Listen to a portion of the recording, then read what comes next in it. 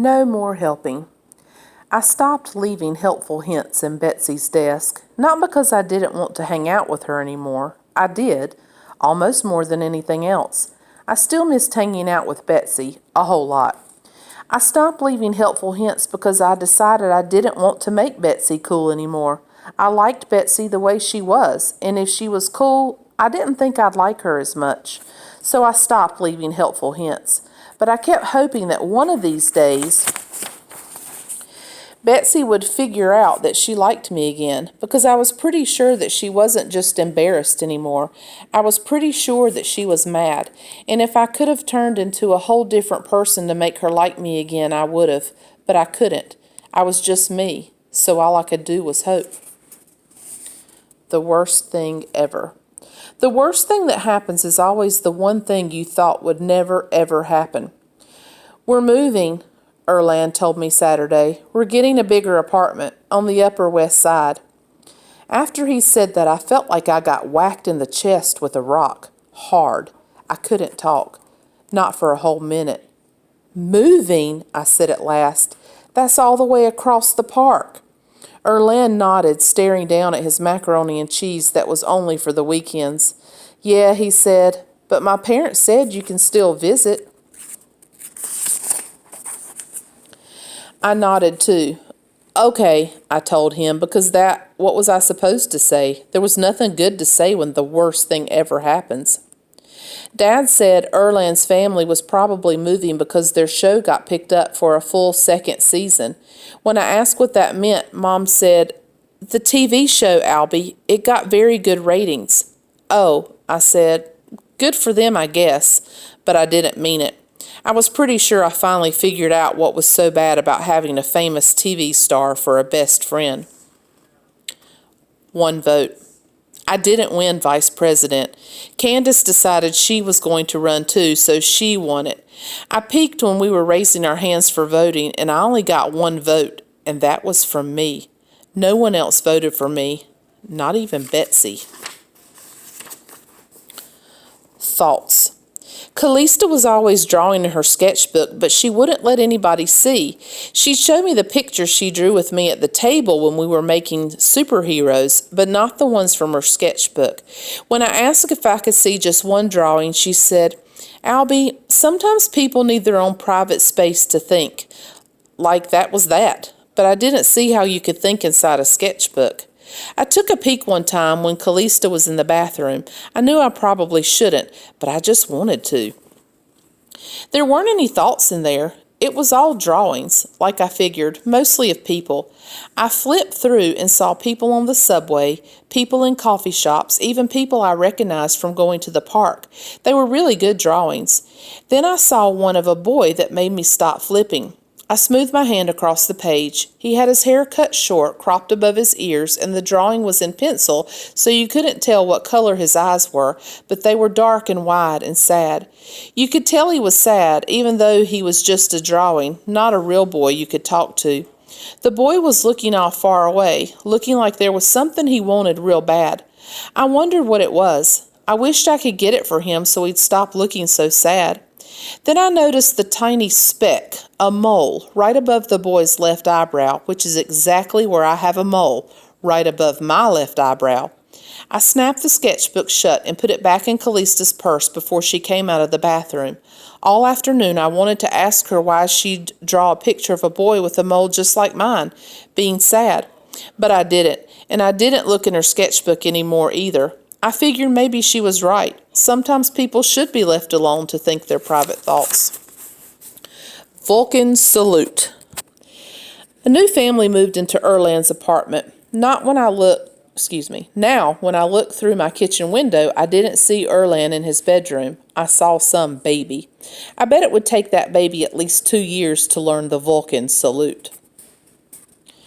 Birthday cupcakes. I told Mom I didn't want her to get me any cupcakes for my birthday, that I didn't need any cupcakes, that I didn't like cupcakes as much as donuts, that my birthday wasn't till Saturday anyway, that I didn't even feel like celebrating my birthday at school. But she just said, Nonsense, Albie. Everybody likes celebrating birthdays. And then she took me early to the cupcake place on Lexington and got me 24 mini cupcakes in a big white box, enough for everyone in my class.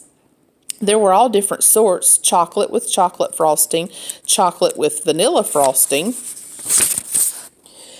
red velvet, Oreo flavor, peanut butter sprinkles, caramel, everything. Mom hailed a cab to get to school instead of walking like we normally did, so none of the cupcakes would get smushed.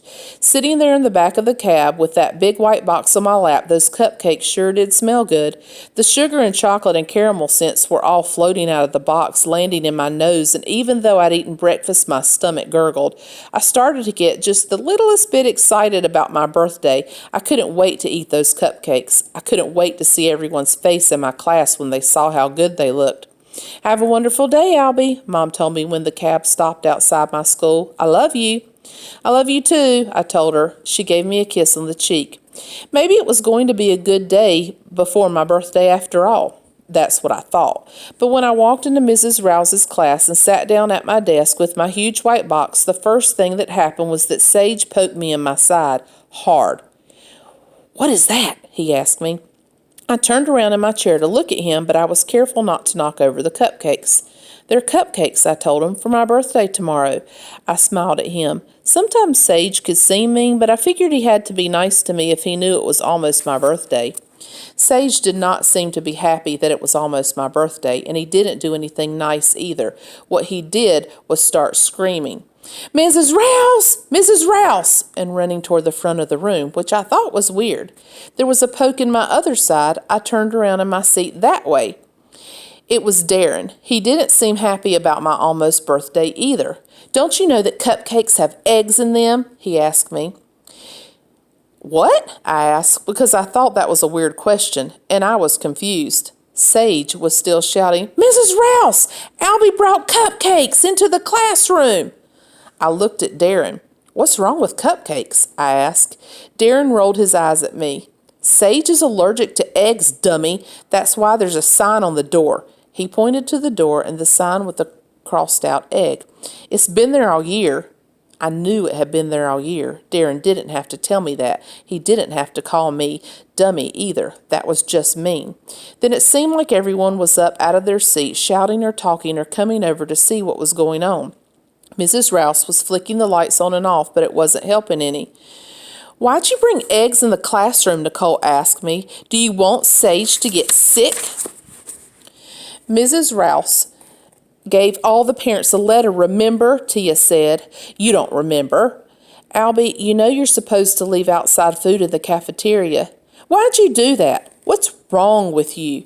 I wanted to tell them all that I just forgot, that I thought cupcakes were different, that I didn't remember about the food rule because it was my birthday, that maybe I never knew cupcakes had eggs in them because I never made a cupcake before. Or maybe I did know that and I just forgot. But everyone was yelling at me or talking at me or asking me questions, and the lights were flickering and I couldn't think. My brain wasn't working. I sat at my desk with those stupid cupcakes in their stupid white box with everyone around me staring. I just bit my lip and stayed quiet. I was not allowed to cry. Finally, the lights flicked enough that everyone stopped talking. Mrs. Rouse told everyone to go back to their seats, and they finally did. "Simmer down, class," Mrs. Rouse said. "It's okay." Mrs. Rouse said it wasn't a big deal. Sage would be fine.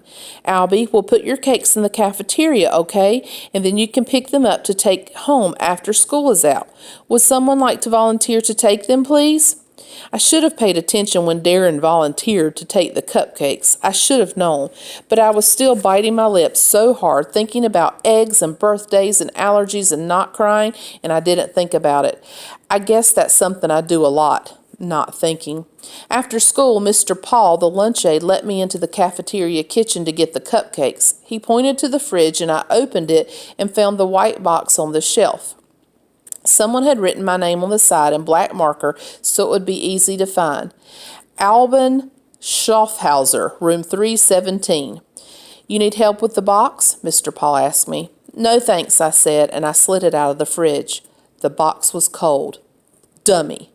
That's what was written on the top of the box in big scribbly letters so fat I couldn't miss it. I bit my lip again, and then, after I checked to make sure Mr. Paul wasn't looking, I opened up the box.